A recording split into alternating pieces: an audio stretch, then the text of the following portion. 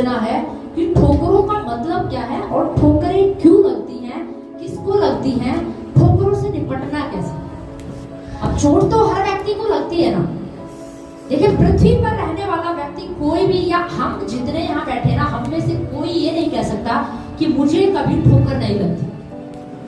आप कभी रास्ते में गए हो, रास्ते में जाते हो, तो कभी ऐसा हुआ है ना कि आपके पैर में आप चल रहे थे, बस आपने ध्यान नहीं दिया और ठोकर क्या है, लग गई।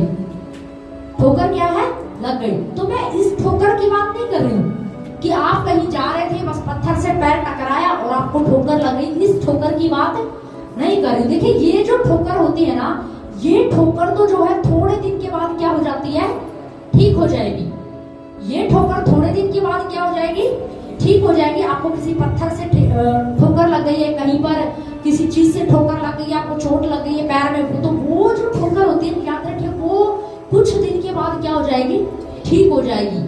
दवाई लगाएंगे, आप कुछ करेंगे तो क्या हो जाएगी, ठीक हो जाएगी। पर कुछ ठोकरें ऐसी होती हैं जो अंदर लगी होती हैं, उनको ठीक होने में क्या लगता है, समय। और आपको बताऊं सच, समय ही नहीं लगता। कई बार ऐसा होता है कि कुछ लोग जिनको ठोकर लग जाते हैं ना, वो ठोकरों को लेकर इतना बैठ जाते हैं, अपने मन में लेकर इतना बैठ जाते हैं कि वो कभी भी लाइफ में, जिंदगी में जो है ना, आगे नहीं बढ़ पाते। तो आज हमें समझना है कि ठोकरों का मतलब क्या है, ठोकरें क्या है। तो ठोकरें यही है, निंदा करना, किसी की निंदा, किसी की बुराई करना, या किसी की बात का बुरा मान जाना, किसी की बात को दिल से लगा लेना, फिर उससे दूर हो जाना, उससे नफरत करना, उससे बात ना करना, ये सब क्या है, ये सब ठोकरें हैं। और आप सोच के देखिए, अब सोचने वाली बात है कि हर व्यक्ति को ठोकर लगती है। हर व्यक्ति को क्या है, ठोकर लगती है। देखिए, घर में माँ बेटी को भी कई बार एक दूसरे से क्या लग जाती है, ठोकर लगती है। सच बात है, माँ कितनी ही अच्छी क्यों ना हो, पर मैं आपको सच बता रही हूँ, कई बार उसको भी अपने बच्चों से ठोकर लग जाती है। कहते हैं माँ तो माँ होती है, पर माँ बाप को भी बच्चों से कई बार क्या लग जाती है, ठोकर लग जाती है। या बच्चों को भी अगर देखें तो कई बार वो माँ बाप से क्या हो जाते हैं, ठोकर लग जाती है। या ऑफिस में जो आप नौकरी जहां कर रहे हो, आपको हो सकता है अपने बॉस से ठोकर लग जाए, या आपके बॉस को आपसे ठोकर लग जाए, चोट पहुंचे। हो सकता है आपके बॉस आपको अपनी बॉस की कुछ बातों को लेकर बैठ गए, या स्कूल टीचर की कुछ बातों को लेकर बैठ जाते हैं, पेरेंट्स की कुछ बातों को लेकर बैठ जाते हैं, बच्चों की कुछ बातों को लेकर बैठ जाते हैं। और कई बार उन्हें इतना लेकर बैठ जाते हैं, उन्हें इतना पकड़ कर बैठ जाते हैं कि वो हर बार उन्हें क्या करती हैं, परेशान करती हैं। क्योंकि वो हर बार उन्हें क्या आती है, याद आती है। और जैसे जैसे वो उनको बार बार अंदर रखोगे ना, तो वो बार बार याद आएंगी और वो तकलीफ देंगी। समझ रहे? आप दुनिया में रहते हो, संसार में रहते हो, देखिए ठोकरें लगना तो जायज है, लगेगी ठोकर। मैं नहीं कह रही, क्योंकि खुद यीशु मसीह भी कह रहा है कि तुम संसार में रहते हो, ठोकरें तो क्या है, लगेगी। यीशु मसीह ने क्यों कहा ये बात? क्योंकि यीशु जानता था, यीशु को पता था कि हर कोई ठोकर खा सकता है, कोई भी किसी से ठोकर खा सकता है, किसी को भी किसी की बात पूरी क्या है, लग सकती है। और आपको सच बताऊं तो ठोकरें जो है ना, एक शत्रु का, शैतान का एक ऐसा जाल है जिसमें बहुत सारे लोग, खाली मसीह लोग ही नहीं, बहुत सारे नॉन बिलीवर लोग जो विश्वास नहीं करते ना यीशु पर, वो भी इस जाल में फंसे हुए हैं। आप ये मत सोचना कि मसीह लोग ही इस ठोकरों के जाल में फंसे हुए, नहीं, जो प्रभु को नहीं भी जानते ना, वो भी इन ठोकरों के जाल में क्या है, फंसे हुए हैं। तो शत्रु ने, शैतान ने जो है ना, एक ऐसा जाल बिछाया हुआ है। ठोकरें समझ लो एक जाल है। क्या है? ठोकरें एक जाल है। अच्छा, मुझे एक बात बताइए, एक शिकारी जब जंगल में शिकार के लिए जाता है, आपने देखा वो जाल बिछाता है, वो अनजाने में बिछाता है कि जानबूझकर बिछाता है? जानबूझकर बिछाता है, शिकार करने के लिए, उसको क्या करने के लिए, पकड़ने के लिए। तो शैतान भी ना मसीह लोगों के लिए ठोकरों के रूप में एक जाल बिछा देता है, ताकि वो उस जाल में क्या हो जाए, फंस जाए। और जाल कभी भी अनजाने में नहीं लगता, याद रखिए। इसका मतलब हमारा ये ठोकर, आपको पता मुख्य कारण कहां से है, मुख्य स्रोता कहां से है? शैतान से आता है। जाल, ठोकरों का जाल कहां से आता है? शैतान लेकर आता है। क्योंकि शैतान चाहता है कि मसीह लोग आपस में एक दूसरे से प्यार प्रेम से ना रहें। क्योंकि उसी को दिक्कत है। मसीह लोग अगर यूनिटी में रहेंगे तो किसको प्रॉब्लम है भाई? शैतान को प्रॉब्लम। और वो यही नहीं चाहता कि लोग आपस में मिले जुले रहें, एक दूसरे का आदर करें, एक दूसरे को सम्मान करें, एक दूसरे को समझे, एक दूसरे के लिए प्रार्थना करें। ये शैतान को पसंद नहीं है। इसीलिए शैतान जाल बिछाता है, ठोकरों का जाल। इस दुनिया में मैं आपको सच बताऊं, खासकर मसीह लोगों के लिए तो उसने इतना जाल बिछा रखा है ठोकरों का कि लोग एक दूसरे से ठोकर खाएं, एक दूसरे से बात ना करें, एक दूसरे से दूर हो जाए। या कलीसिया में भी कई बार लोग अपने पासवान से ठोकर खा जाते हैं, या पासवान भी कई बार कलीसिया से ठोकर खा जाता है। अक्सर आपको पता है कलीसिया लोगों का एक कलीसिया से दूसरी कलीसिया में जाने का कारण ही यही होता है कि कई बार वो अपने पासवान से ठोकर खा जाते हैं। समझ रहे? ये सच बात है। क्या कारण है आप सोच के देखिए, ये क्यों हो रहा है? ये इसलिए हो रहा है क्योंकि शत्रु ने जाल बिछाया हुआ है और हमें उस जाल को समझना है कि शैतान कर क्या रहा है। हम कई बार बहुत सारे लोग बड़ी आसानी से उस जाल में फंस जाते हैं। शत्रु जाल बिछा रहा है और लोग उसमें क्या कर रहे हैं? फंस रहे हैं। तो ठोकरें जो है ना, ठोकरें हमें ऐसा लगता है अरे कोई बात नहीं, ठोकरें बहुत खतरनाक होती हैं, बहुत खतरनाक होती है।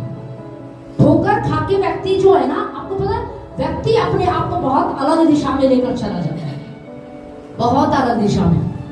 और ठोकर खाया हुआ व्यक्ति भी बहुत खतरनाक होता है, ध्यान रखिए, वो बहुत खतरनाक होता है।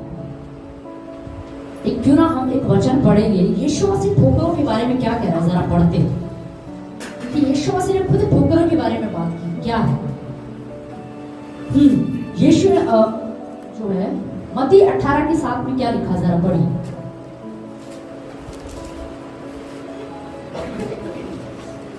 ठोकरों के कारण संसार पर हाय। देखो ध्यान से सुनिए, ठोकरों के कारण संसार पर क्या है? हाय। किस पर हाय है? संसार पर। इसका मतलब जब हम संसार में रहते हैं ना, दुनिया में रहते हैं, तो ऐसा कोई व्यक्ति नहीं है जो ये कहे अरे मुझे किसी की बात बुरी नहीं लगती। अच्छा आप बताइए, क्या आपके साथ कभी ऐसा, आप में से कोई ऐसा व्यक्ति है जिसको कभी किसी की बात बुरी ही ना लगी हो? है कोई व्यक्ति? अपने हाथ उठा सकते हो। है कोई व्यक्ति? आप अपने घर में 4 लोग भी रहते होंगे, 5 लोग भी रहते हो ना, तो मुझे बताइए क्या आपको कभी ठोकर नहीं लगती? या मैं एक सवाल पूछूं, जितने भी बच्चे हैं आप मुझे बताइए, आपके माँ बाप आपको पाल पोस कर बड़ा करते हैं, आपके लिए इतना सब कुछ करते हैं, मुझे ये बताइए क्या आपको उनसे ठोकर नहीं लगती कभी? या जो माँ बाप है मुझे ये बताइए, क्या आपको कभी अपने बच्चों से ठोकर नहीं लगती? सोचने वाली बात है ना, क्योंकि यीशु मसीह क्या कह रहा है? हाँ पढ़िए, क्या लिखा है? ठोकरों के कारण संसार पर हाय। ठोकरों का लगना अवश्य है। हाँ देखिए यीशु मसीह क्या कह रहा है, ये बात कौन कह रहा है? यीशु मसीह कह रहा है। यीशु मसीह कह रहा है ठोकरों का लगना क्या है? अवश्य है। ठोकरें लगेगी, क्योंकि यीशु जानता था कि देखो दुनिया में रहते हो, ठोकर तो लगेगी, ठोकर तो क्या है? लगेगी। अच्छा एक बात बताइए, क्या यीशु मसीह से लोगों को ठोकर नहीं लगी क्या? आपको पता है यीशु मसीह क्यों कह रहा है कि अवश्य ठोकर तो लगेगी? यीशु मसीह इसीलिए कह रहा है, बताओ लोगों ने मुझसे ही ठोकर खा ली, तो ये तो आपस में एक दूसरे से तो ठोकर खा ही सकते हैं, क्योंकि लोगों ने यीशु मसीह से भी ठोकर खाई। सदूकी फरीसियों ने क्या यीशु मसीह से ठोकर नहीं खाई? यीशु मसीह चिन्ह चमत्कार कर रहा था और कुछ लोगों ने बोला अरे ये तो दुष्ट आत्माओं की सहायता से कर रहा है, क्या वो ठोकर नहीं खाए? ठोकर खाए। बहुत सारे लोग जो उसी के गांव के थे, उसी के इलाके के थे, उन्होंने क्या बोला, अरे ये तो बढ़ई का पुत्र है, ये तो हमारे इधर पड़ोस में रहने वाला है, ये इसके पास इतनी पावर कहां से, इतनी सामर्थ कहां से है? क्या उन्होंने ठोकर नहीं खाई? खाई। तभी तो यीशु मसीह कह रहा है कि ठोकरें अवश्य लगेगी। और आगे क्या लिखा है? पर हाय उस मनुष्य पर जिसके द्वारा ठोकर लगती है। अब ध्यान से सुनना, यहाँ पर कई बार लोग इस वचन को ना बहुत घुमा फिरा कर उल्टा लेकर जाते हैं, पर आज इस वचन को बहुत ध्यान से सुनना है। इसमें लिखा है, क्या लिखा है? दोबारा पढ़िए। ठोकरों के कारण संसार पर हाय। ठोकरों का लगना अवश्य है, पर हाय उस मनुष्य पर जिसके द्वारा ठोकर लगती है। हाय उस मनुष्य पर जिसके द्वारा ठोकर लगती है। समझ में आ रहा आपको? हाय उस व्यक्ति के ऊपर जिसके द्वारा ठोकर लगती है। अब इसको हम समझेंगे आगे कैसे। एक वचन और पढ़िए फिर हम समझेंगे इसको। मत्ती 11:6 में क्या लिखा जरा पढ़िए।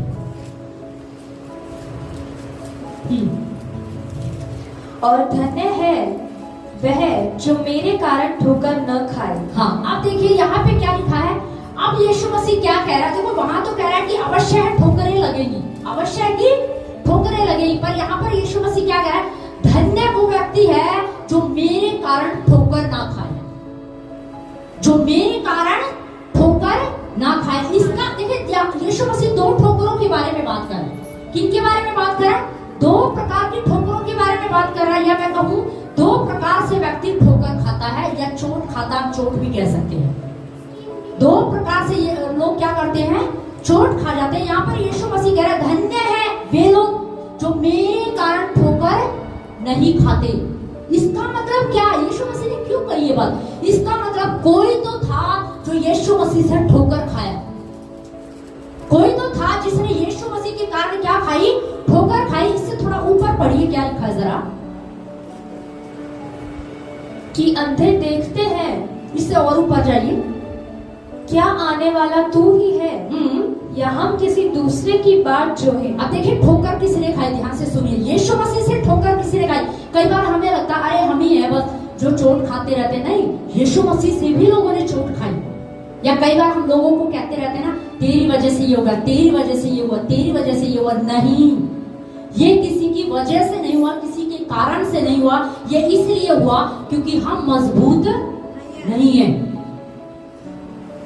हम कई बार क्या करते रहते हैं? कुछ लोग हमेशा दूसरों पर दोष डालते रहते हैं। तुम्हारी वजह से मैंने चर्च छोड़ दिया, तुम्हारी वजह से मैंने प्रार्थना करनी छोड़ दी, तुम्हारी वजह से मैंने बाइबल पढ़ना छोड़ दिया, तुम्हारी वजह से मैंने स्कूल। अरे नहीं, सोच के देखिए। कई बार लोग चर्च पर ये बोलते रहते हैं तुम्हारी वजह से, तुम्हारी वजह से। कभी स्कूल में ये बोला कि तुम्हारी वजह से मैं स्कूल छोड़ रहा हूं? पढ़ोगे, पढ़ना पड़ेगा, क्योंकि अगर उस स्कूल में पढ़ोगे, ठोकरें तो क्या है हर स्कूल में लगेगी, तो कितने स्कूल बदलोगे भाई? पर स्कूल में पढ़ते हैं ना। कॉलेज में अगर ठोकर लग जाएगी तो क्या करोगे? तेरी वजह से, ओ सर की वजह से, मैम की वजह से मुझे ठोकर लगी है, चोट लगी है, इसलिए मैं कॉलेज छोड़ दूंगा। छोड़ दो। कितने कॉलेज छोड़ोगे? चोट हर कॉलेज में लगेगी। समस्या कॉलेज में नहीं है, समस्या वहां आने वाले बच्चों में नहीं है। समस्या कहां पर है? अंदर है। हम मजबूत नहीं है, हम परिपक्व नहीं है, इसीलिए क्या करते हैं? ठोकर खा जाते हैं। अच्छा, ज्यादातर गिरता कौन है? बच्चे। ज्यादा कौन गिरते हैं? बच्चे। आपने देखा बच्चे चलते चलते एकदम से गिर जाएंगे, एकदम से क्या हो जाते हैं? गिर जाते हैं। आपके साथ ऐसा होता है कि आप बस चढ़ रहे थे हर रोज ही गिरते हो? नहीं, क्योंकि आप क्या हो? बड़े हो, सयाने हो। पर बच्चे क्या हो जाते हैं? हर बार क्या है? दिन में एक दो बार तो बच्चा क्या है? गिरेगा ही गिरेगा। माँ कितना ही प्रयास करे, कितनी ही चौकसी करे, पर बच्चा क्या हो जाता है? गिर जाता है, क्योंकि वो क्या है? बच्चा है। पर सयाना व्यक्ति बार बार क्या है? नहीं गिरता। तो कई बार है ना, हम स्कूल पर, कॉलेज पर, पासवान पर, अपने पास के पड़ोसी विश्वासी पर, इस विश्वासी बहन की वजह से, इस भाई की वजह से, पासवान की वजह से, उसकी वजह से मैंने चर्च छोड़ दिया, मैंने प्रार्थना करनी छोड़ दी, मैंने बाइबल पढ़ना छोड़ दिया। नहीं, ये शैतान का एक बहुत बड़ा जाल है। मैं आपको सच बता, जिसमें बहुत सारे मसीह लोग फंसे हुए, मैं आपको सच बता रही हूँ। बहुत चोट खाए हुए हैं लोग, बहुत चोटिले हो चुके हैं, और हमें लगता है कि ठीक है, कोई बात नहीं, नॉर्मल। नहीं, ये नॉर्मल नहीं है। याद रखिए, ये बहुत खतरनाक है। ये नॉर्मल नहीं है। हमें लग रहा होगा कि नॉर्मल है, नहीं, पर शैतान बहुत खुश है, क्योंकि शैतान ने अपना काम क्या है? कर दिया। उसका काम यही तो है, एक दूसरे के प्रति जलन डालना, ईर्ष्या डालना, कड़वड़ाहट डालना, ताकि लोग आपस में एक दूसरे से बात ना करें, एक दूसरे के लिए प्रार्थना करनी क्या कर दे? बंद कर दे। चोट खाया हुआ व्यक्ति कभी अपने पड़ोसी के लिए प्रार्थना करेगा क्या? नहीं करेगा। समझ? यीशु मसीह कह रहा धन्य है वे जो मेरे कारण ठोकर ना खाएं। अब यीशु मसीह से वहां पे लिखा है कि वहां पे कह रहा है, यीशु मसीह कह रहा है जाकर यूहन्ना बपतिस्मा देने वाले को बोल दो। क्योंकि वहां पर हुआ क्या था एक्चुअल में, यूहन्ना बपतिस्मा को जो है हेरोदेस राजा ने कैद कर दिया था, जेल में पकड़ लिया था। और तब जब वो जेल में चला गया तो जेल में जाकर वो अपने चेलों को बुलाता और उससे कहता है कि यीशु मसीह से जाके पूछो कि आने वाला तू ही है या कोई और है, यहाँ किसी दूसरे की बाट जो है। तब यीशु मसीह उससे कह रहा है कि जाकर यूहन्ना को बोल दो, अंधे देखते हैं, लंगड़े चलते हैं, बहरे सुनते हैं। हालेलुया, समझ रहे? अब आप सोच के देखें यूहन्ना ने कैसे ठोकर खाई। आपको पता है कैसे? जब यूहन्ना बपतिस्मा दे रहा था लोगों को यरदन नदी में, तो वहां पर यीशु मसीह का भी बपतिस्मा हुआ था कि नहीं हुआ था?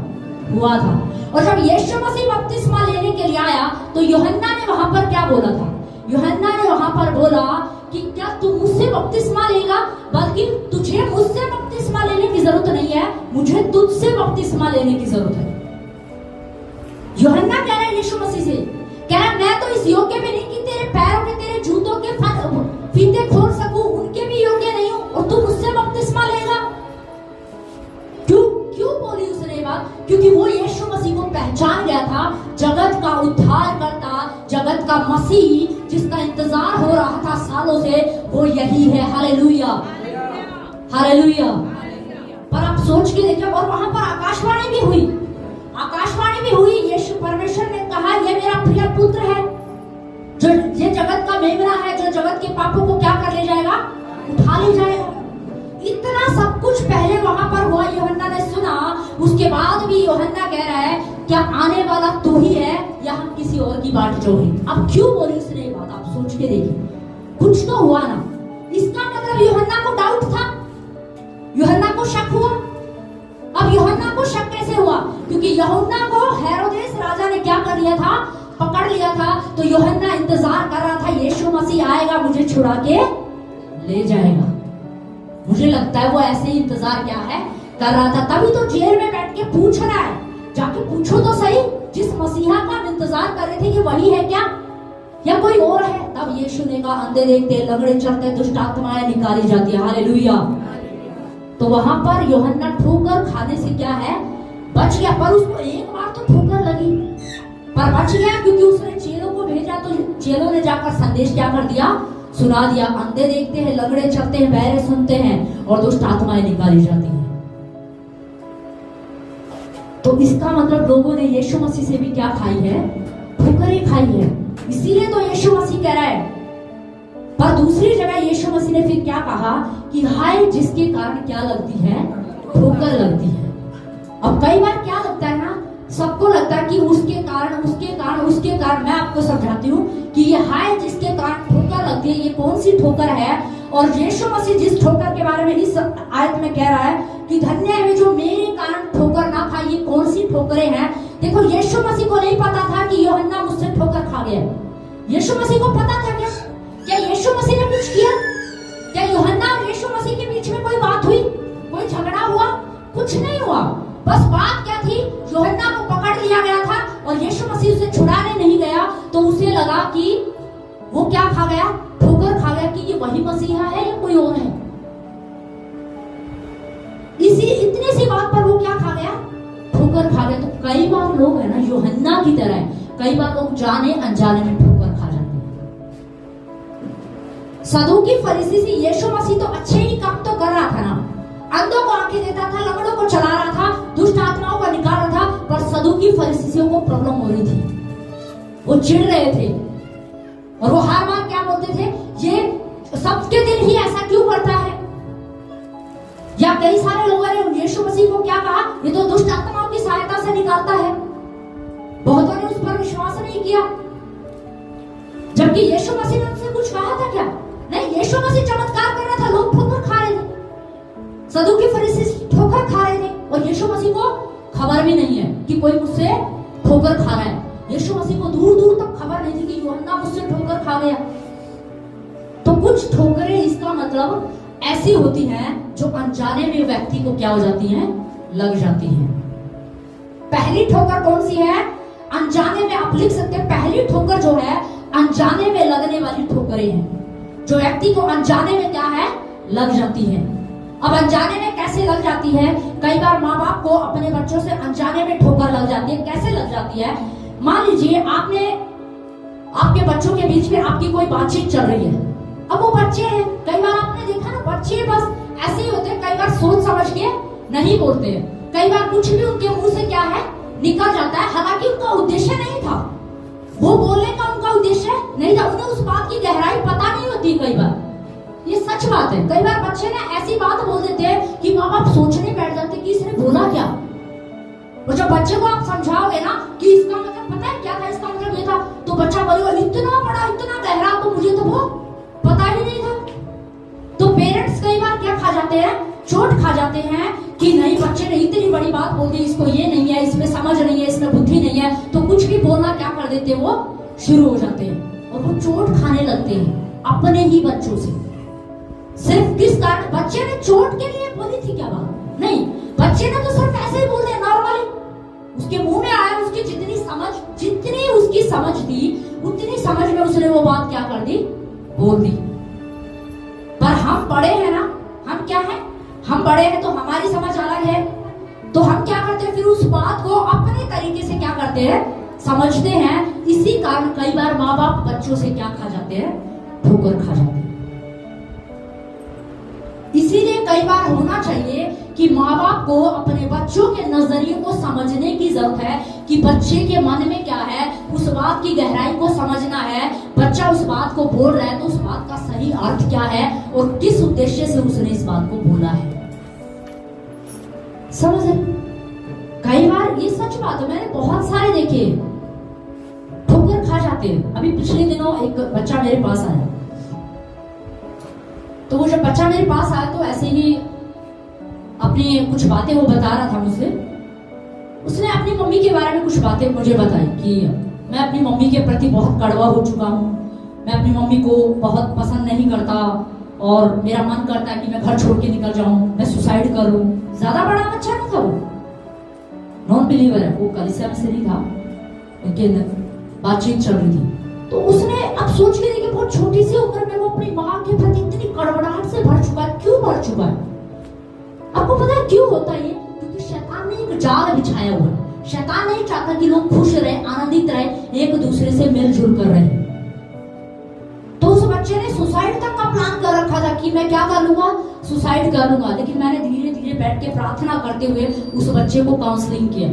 उस बच्चे की मैंने काउंसलिंग की और समझाया कि पेरेंट्स का हृदय समझने की कोशिश करें और पेरेंट्स भी अपने बच्चे का हृदय समझने की क्या करें, कोशिश करें, ताकि रिश्ता जो है बैलेंस में सही तरीके से क्या हो सके, चल सके। अगर हम एक दूसरे को नहीं समझेंगे ना, बच्चे माँ बाप को नहीं समझेंगे और माँ बाप बच्चे को नहीं समझेंगे, तो रिश्ते टूट जाते हैं बहुत खतरनाक तरीके से। बच्चे कड़वे हो जाते हैं, नफरत से भर जाते हैं। और आज तो ऐसा टाइम है, कई बार तो बच्चे, बहुत से बच्चे तो ऐसे खबरें आती हैं कि उन बच्चों ने क्या कर लिया, कुछ बच्चे क्या कर लेते हैं, सुसाइड कर लेते हैं। सिर्फ थोड़ी छोटी सी, और मुद्दा क्या होता है, बस छोटी सी बात। तो हमें इन ठोकरों से क्या करना है, बचना है। समझना है हमें कि ठोकरें हो क्यों, ये लगती क्यों है। और आपको पता है कई बार माँ बाप भी बच्चों से खा जाते हैं और बच्चे भी माँ बाप से क्या कर जाते हैं, ठोकर खा जाते हैं। एक बार एक सेवक के जो है, मैं टेस्टिमनी पढ़ रही थी, तो काफी अच्छे प्रभु के अभिषिक्त जन है और उनकी मैं एक टेस्टिमनी जो है पढ़ रही थी बुक में। तो उन्होंने बताया कि मैंने एक बार पूछा कलीसिया में कि कौन कौन लोग हैं जो ठोकर खाए हुए हैं, कौन कौन लोग हैं जो ठोकर खाए हुए हैं। तो आपको पता, पूरी कलीसिया में सबने हाथ उठाया। पास्टर ने बड़ी ईमानदारी से बोला ईमानदारी से बताना। और देखो सच बता रही हूँ, जब तक आप डॉक्टर को अपनी प्रॉब्लम नहीं बताओगे तो उसका इलाज भी नहीं होगा। आपको डॉक्टर को है ना, चाहे आपकी कितनी, व्यक्ति को कितनी गुप्त प्रॉब्लम हो, कोई भी समस्या क्यों ना हो, पर डॉक्टर के सामने उसको जाके क्या करना पड़ेगा, बोलना पड़ेगा। डॉक्टर के सामने जाके वो ये नहीं बोल सकता वो मुझे शर्म आती है, वो मुझे शर्म आ रही है, नहीं। डॉक्टर के सामने उसे अपनी प्रॉब्लम को क्या करना पड़ेगा, बताना पड़ेगा, तभी तो डॉक्टर उसका इलाज करेगा। फिर उस डॉक्टर उसका क्या करता, सही इलाज करता है। तो प्रभु के जन ने कहा कितने लोग हैं जो ठोकर खाए हुए हैं, तो आपको पता सबने हाथ उठा लिया। तो बोला किससे ठोकर खाए हुए हो, बोला आपसे। अब आप सोच के देखिए। तो पास्टर ने बोला कि ठीक है, पास्टर भी हैरान, पास्टर चकित, बोला मैंने तो किसी को कुछ बोला ही नहीं, मैंने किसी को गाली नहीं दी, किसी की चुगली नहीं की, किसी का बुरा नहीं किया, पर ठोकर कैसे खा गए ये लोग? और एक नहीं, दो नहीं, सारे। तो पता है उन्होंने बोला कि ठीक है, एक एक करके लाइन में आओ। और जब एक एक करके लाइन में आए तो किसी ने बोला, कुछ लोग, उन्होंने 4-5 ग्रुप बना दिए, जिनकी जो एक एक प्रॉब्लम थी सबका एक एक क्या कर दिया, ग्रुप बना दिया। और बोला आप बताओ कि प्रॉब्लम क्या है। तो बोला पास्टर जी आपको याद है वो जो पिछला संडे था, उस संडे में आप बिल्कुल मेरे पास खड़े थे, पर आपने मुझसे जेलसी की नहीं। एक ग्रुप ऐसा था, सोच के देखिए, एक ग्रुप ऐसा था, आप मेरे पास खड़े थे पर आपने मुझसे जेलसी की नहीं की। तो मैं भी हंसी पढ़ रही थी, तो मैं भी हैरान थी, मैंने कहा हाँ ये तो हो जाता है। पर आप सोच के देखिए ना, लोग क्या खा रहे हैं, ठोकर खा रहे हैं, जबकि उस पासवान को पता भी नहीं है कि कोई मुझसे ठोकर खा गया है। उसे तो ये भी नहीं पता, उसे तो ये भी याद नहीं कि ये कौन से दिन की बात कर रहा है, कब की बात कर रहा है, उसे नहीं पता है, क्योंकि उसे क्या लग रहा है, वो तो नॉर्मल है। अच्छा कई बार मुझे एक बात बताइए, आप जब अपने घर में होते हो, कई बार आपके साथ, सबके साथ हुआ होगा, देखना, आप सच बताना ईमानदारी से, ये मत बोलना अगर आप कहोगे ना कि नहीं तो मैं कहूंगी कि फिर आप यहाँ रह के हो ही। कई बार ऐसा हुआ कि आप अपने ही घर में थे, आपके बच्चे चिल्ला रहे, आवाज लगा रहे, पर आपका ध्यान कहीं और है। और फिर बच्चे बोल रहे, मम्मी कहाँ गए, पापा कहाँ गए।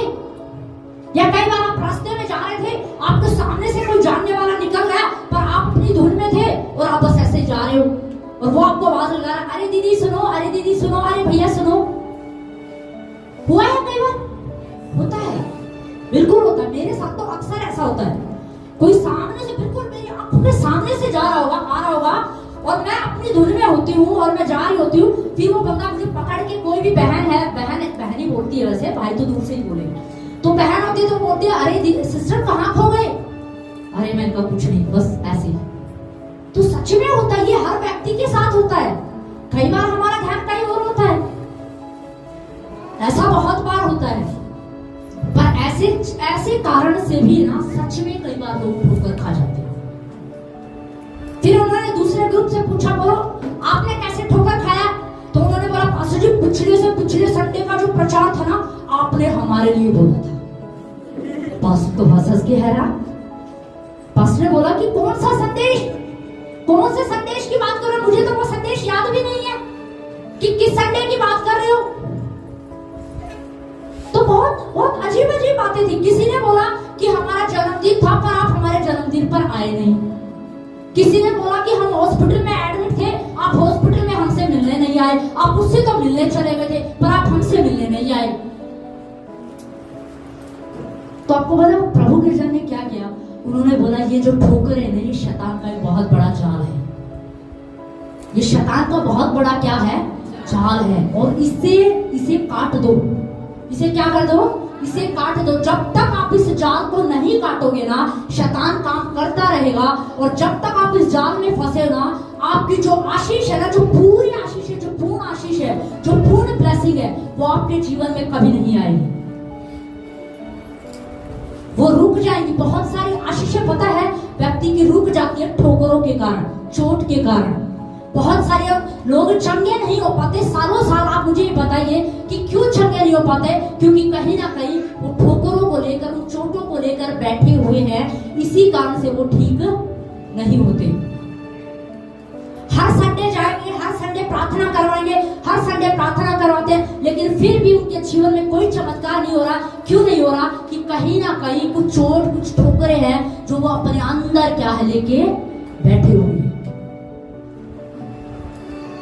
तो हमें समझना है, एक बहन थी, वो बहुत सालों से बीमार थी और बहुत लंबे समय से प्रार्थना कर रही थी, पर वो चंगी नहीं हो पा रही थी। एक सभा में वो गई, और जब उस सभा में गई तो उसने बताया कि मैं सालों से ऐसी परिस्थिति में चल रही हूँ।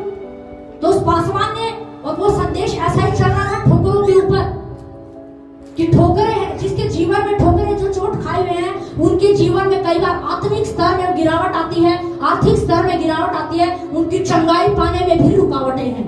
तब वो समझ गई कि ठोकरें हैं जो मेरी चंगाई में क्या है, रुकावट है।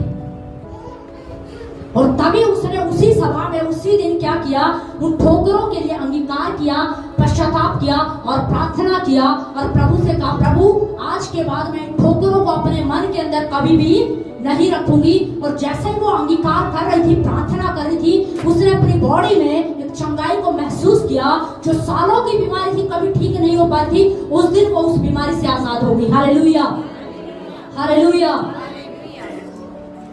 समझ रहे हो? तो हमें समझना है कि ठोकरें हैं क्या, हमें ठोकरों से बचना है। यह है अनजाने में ठोकरें लगना। बच्चे अनजाने में ठोकर खा जाते हैं। माँ बाप अपने बच्चों के बारे में अच्छा ही सोचते हैं ना, कुछ भी बोलेंगे, अच्छा खाया करो बेटा, ये करना है बेटा, ये पढ़ाई करनी है। तो पेरेंट्स कई बार क्या बोलते, बेटा उससे बात मत करना, वो लड़की अच्छी नहीं है, वो लड़का अच्छा नहीं है, उससे बात मत करना। तो बच्चे क्या हो जाते हैं, चोट खा जाते हैं। क्या खा जाते हैं, चोट खा जाते हैं। उन्हें बुरा लगता है, मम्मी हमेशा बस यही बोलती रहती, उससे बात नहीं करना, उससे बात नहीं करना, वहां नहीं जाना, उसके घर नहीं जाना। अब मुझे एक बात बताइए, क्या ये बात गलत है? क्या ये बात गलत है? बात तो अच्छी है ना, पर बच्चे क्या खा जाते हैं, ठोकर खा जाते हैं। माँ को पता भी नहीं है, बाप को पता भी नहीं कि मेरा बच्चा मुझसे ठोकर खा गया है, क्योंकि बाप ने या माँ ने जानबूझकर ठोकर क्या है नहीं पहुंचाई। ये वो ठोकरें हैं जो बच्चे को या पेरेंट्स को या कलीसिया के लोगों को अनजाने में लगती हैं। मुझे चाय के लिए नहीं पूछा, मुझसे जय मसीह की नहीं की, मुझसे मिलने नहीं आए, उनसे मिल लेते हैं, हमसे नहीं मिलते हैं। इन चीजों को हमें क्या करना है, समझना है। ये बहुत खतरनाक जाल है। आपको पता है, जो लोग चोट खाए हुए होते हैं ना, वो अक्सर बीमार हो जाते हैं, उनका मानसिक संतुलन खराब होने लगता है, वो अकेले होना शुरू हो जाते हैं, वो डिप्रेशन में जाना शुरू हो जाते हैं, और वो एकांत पसंद करेंगे। फिर वो लोगों से मिलना पसंद नहीं करेंगे, उन्हें लोगों से मिलना पसंद नहीं होगा, अच्छा नहीं लगेगा, उन्हें लगेगा दूरी, डिस्टेंस। क्या करना है, डिस्टेंस बनाना है। और दूसरी ठोकरें कौन सी थी? अब यीशु मसीह, अच्छा एक उदाहरण हम पढ़ेंगे जरा, एक वचन और पढ़िए जरा।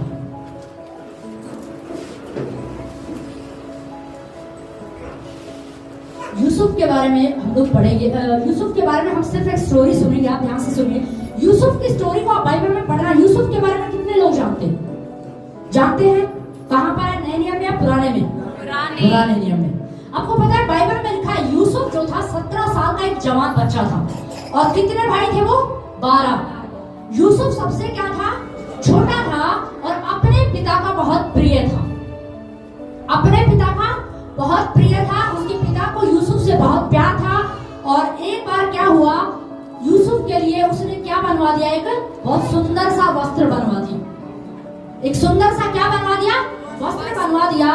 तो उसके भाई जब उन्होंने आके देखा, वो काम पे गए हुए, ड्यूटी पे गए हुए, जब ऑफिस से आए होंगे, तो उन्होंने देखा, अरे हमारे पिता ने इसके लिए क्या है, एक नया कोट पैंट सिलवाया है, पर हमारा पिता हमारे लिए तो कभी सिलवाता नहीं है। अब आप सोच के देखिए, बुरा किस बात का लगा उन्हें कि उसको क्या मिला है, नया वस्त्र मिला है। पिता ने तो सोचा भी नहीं होगा। पिता ने क्या सोचा, आपने देखा कई बार बच्चों जो छोटे होते हैं ना, कई बार उनको भी चीजें कई बार एक्स्ट्रा क्या है मिल ही जाती है कि ये छोटा है। क्या सोच के हो जाता है कि ये क्या है, छोटा, अरे कोई बात नहीं, इसको ज्यादा डांटना नहीं, ये छोटा है, ये क्या है, ये छोटा है, अरे ज्यादा मत बोलो, है ना, कर देते हैं ना कई बार। तो मुझे लगता है यूसुफ का जो पिता था, शायद वो भी यही सोचता होगा। 12 भाई हैं, सबसे छोटा है, सारे बड़े हैं, सब कमा रहे हैं, कर रहे हैं, ये अभी बच्चा है। तो उसके लिए क्या सिलवा दिया, कोट पैंट सिलवा दिया, कलरफुल, है ना, रंग बिरंगा, समझ रहे, ऐसा सिलवा दिया। पर जब उसके भाई आए तो वो क्या हो गए, चिढ़ने लगे। वो क्या करने लगे, चिढ़ने लगे। और चिढ़ने लगे तब पता है क्या हुआ, जब वो चिढ़ने लगे ना, तब उन्होंने क्या किया, अपने भाई से बात करना क्या कर दिया, बंद कर दिया। वस्त्र किसने दिलाया था, पिता ने दिलाया था। नाराजगी किससे है, भाई से।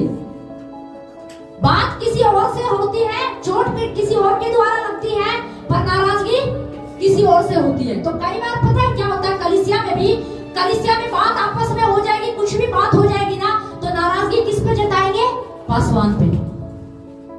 सच बता रही मैं, कुछ भी हो जाए, कोई भी बात होगी, नाराजगी किस पे, पासवान पे। मैं आपको मेरे लिए शत्रु का एक बहुत बड़ा जाल है। और इस जाल को हमें क्या करना पड़ेगा, तोड़ना पड़ेगा। अगर इसे नहीं तोड़ोगे ना तो ये बहुत खतरनाक है। क्योंकि यूसुफ के भाई जब जलन से भर गए ना, कड़वड़ाहट से भर गए, ऊपर से यूसुफ ने सपना देखा, और जब सपने देखे, उसने 2 सपने देखे, और दोनों सपने उसने अपने भाइयों को आके बताए। तो उन सपनों का अर्थ था कि उसके भाई जो है कभी आने वाले समय में उसको आके क्या करेंगे, दंडवत करेंगे, प्रणाम करेंगे। उन सपनों का अर्थ ये था। तो उसके भाई उससे और भी ज्यादा क्या होने लगे, चिढ़ने लगे। अब देखिए, चिढ़ने लगे, बात क्या लगी उन्हें, बुरी लगी, चोट लगी। पहली चोट कब लगी, जब पिता ने उनके लिए नया वस्त्र बनवाया। पहले तो वो वैसे ही सोच रहे होंगे ना, एक तो वैसे ही इतना हमसे ज्यादा खाना देता है उसको, हमसे ज्यादा अच्छी चीजें उसको मिलती है, हमें आइसक्रीम नहीं मिलती, हमें दूध नहीं मिलता, हमें मलाई नहीं मिलती, उसको मलाई मिलती है, उसको दही मिलती है, हमें लस्सी मिलती है, हमें पानी का दूध मिलता है। नहीं, ऐसे ही होता है गाँव में, तो कई बार ऐसे होता है, समझ रहे।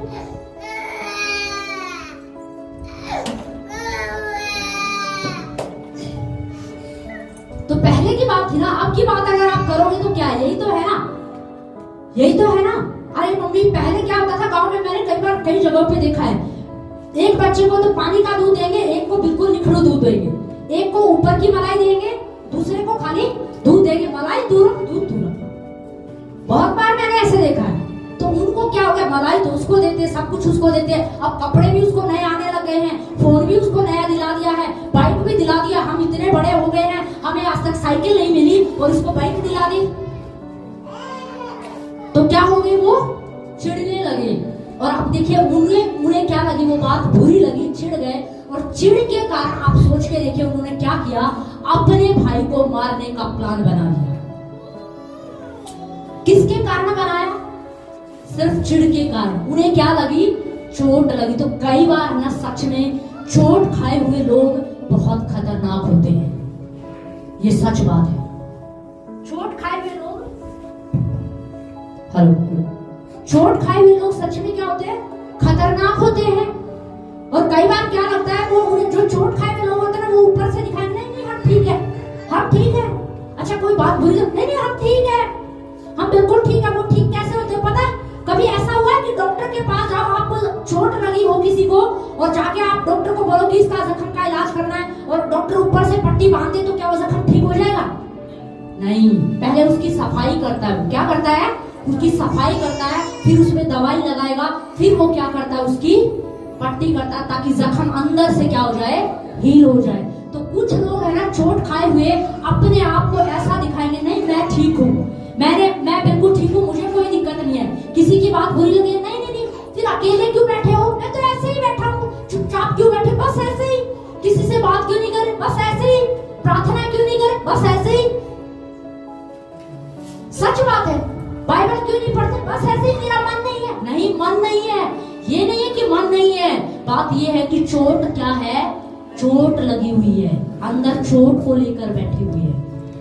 इसीलिए बाइबल पढ़ने का मन नहीं है, प्रार्थना करने का मन नहीं है, लोगों से बात करने का मन नहीं है, इसीलिए गुस्सा आ जाता है, इसीलिए चिड़चिड़े हो जाते हैं, इसलिए हर बात पर चिल्लाने लगते हैं। क्योंकि वो कहीं ना कहीं, वो चोट क्या है, कहीं ना कहीं तो निकलती है, वो कहीं ना कहीं निकलती है। चोट उनके भाइयों को लगी थी, बहुत कंट्रोल कर रहे होंगे, रोका हुआ होगा, इंतजार कर रहे होंगे कि कब यूसुफ अकेला मिल जाए, बस एक बार मौका ढूंढ रहे होंगे कि नहीं ढूंढ रहे होंगे, प्लान बनाया उन्होंने। ये बहुत, यूसुफ जो है ना, एक तो हमारी जाके जो हम गलत काम करते हैं, बाहर जाके कुछ भी गलत बोलते या करते हैं, सारी बुराइयों का छट्टा जाके बाप के सामने क्या कर देता है, खोल देता है। दूसरा, इसको बाप प्यार भी ज्यादा करता है, हमें तो प्यार भी नहीं करते इतने, हर चीज उसको बेस्ट मिलती है, अब बस बहुत हो गया, ऊपर से उसने स्वप्न भी देख लिए, अब कुछ करना पड़ेगा, अब कुछ करना पड़ेगा। तो वो किस में भर गए,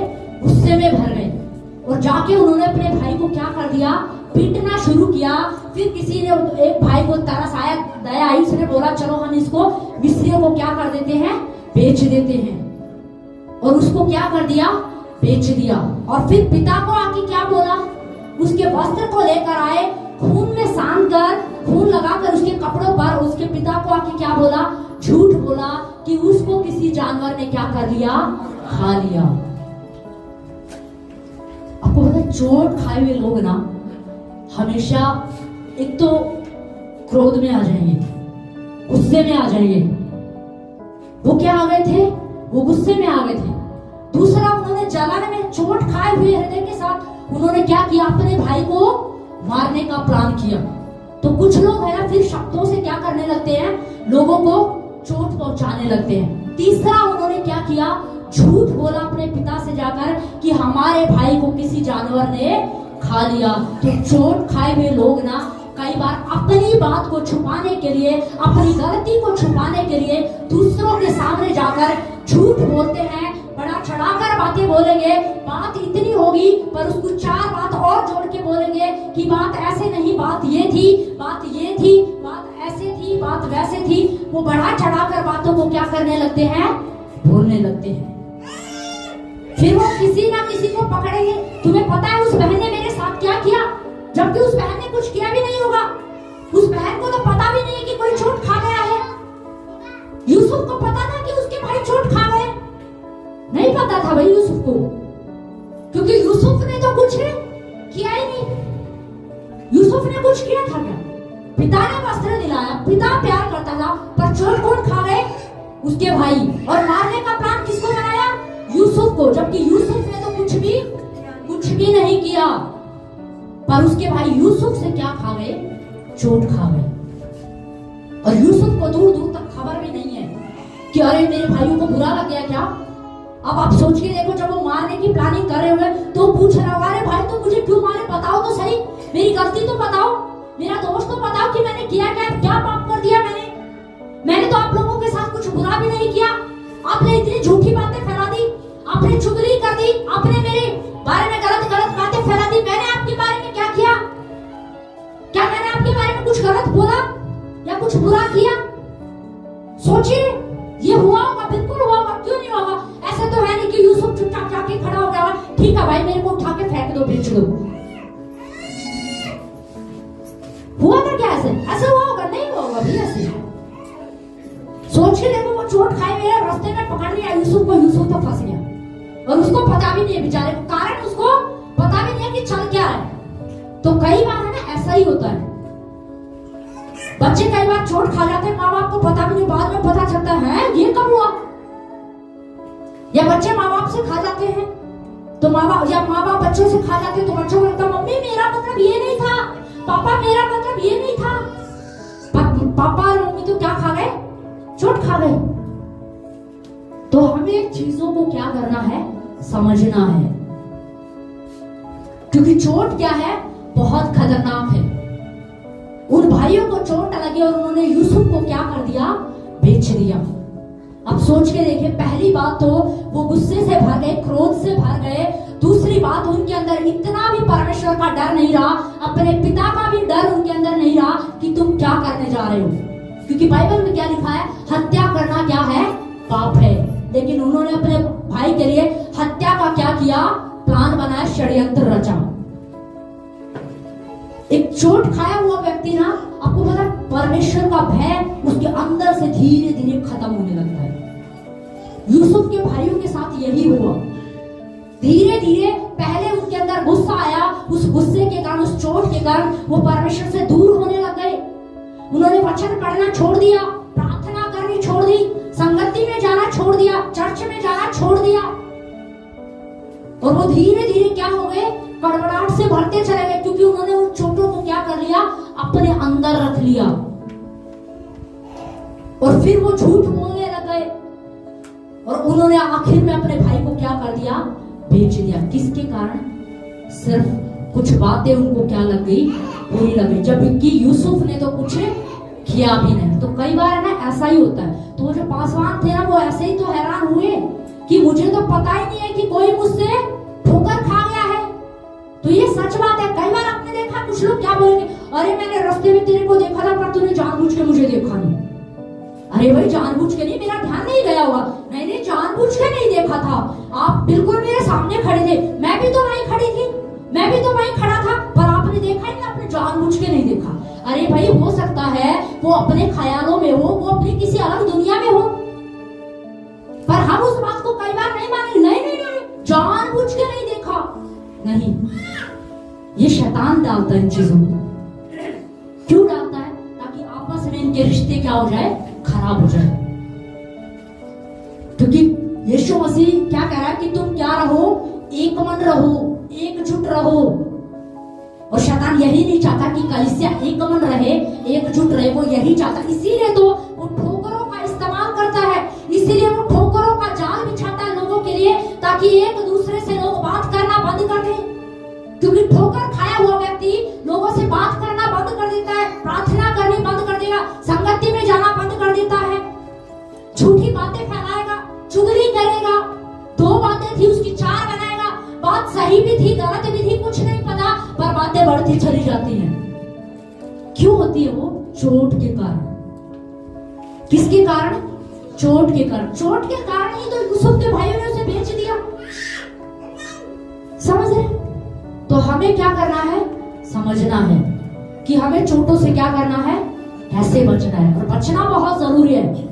नहीं बचेंगे तो मैं आपको बता रही, आपको मानसिक रूप से खराब कर देंगी। चोटें जो है ना, जब चोट व्यक्ति को लगती है तो क्या लगता है? वो शांत रहता है? नहीं।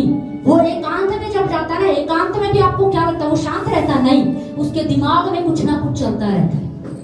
वो अकेले बैठकर कुछ ना कुछ सोचता रहेगा, कुछ ना कुछ उसके दिमाग में चलता रहेगा, और कुछ अच्छा नहीं चलेगा। क्योंकि कहते हैं ना, खाली दिमाग शैतान का घर। अकेले बैठ के व्यक्ति कोई अच्छा सोच ही नहीं सकता, खासकर चोट खाया हुआ व्यक्ति। दूसरा, वो बीमारियों को न्योता देना शुरू कर देता है। क्योंकि चोट खाया हुआ व्यक्ति बस ऐसे हो जाता है, अपनी चोटों को अंदर लेके बैठा हुआ, दर्द में है, तकलीफ में है, जबकि सामने वाले ने तो जानबूझ के चोट पहुंचाई भी नहीं, उसने कुछ ऐसा बोला भी नहीं, उसकी कोई गलती भी नहीं है, फिर भी कुछ